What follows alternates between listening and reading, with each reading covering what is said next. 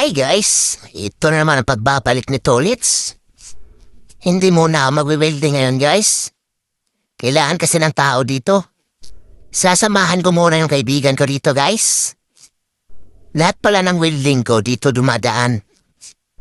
Pinipressure check pala dito lahat ng welding ko.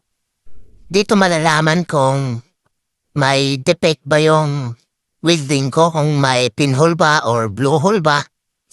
Ang tawag sa Japanese dito or Nihongo, Morikensa. Yan makikita nyo na ginagawa ng kasama ko. Sensor yan kung may leakage ba yung welding namin.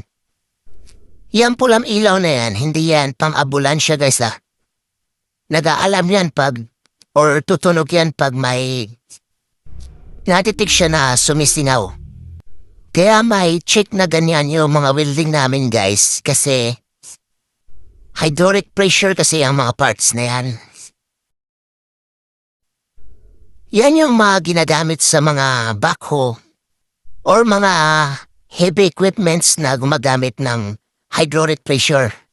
At karamihan sa mga may-ari dyan, yung Caterpillar, Kuviroko, at Komatsu.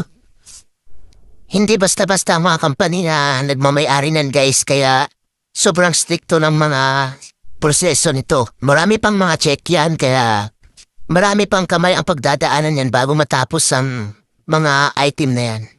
Okay guys, salamat sa panunod. Kita-kits sa next video.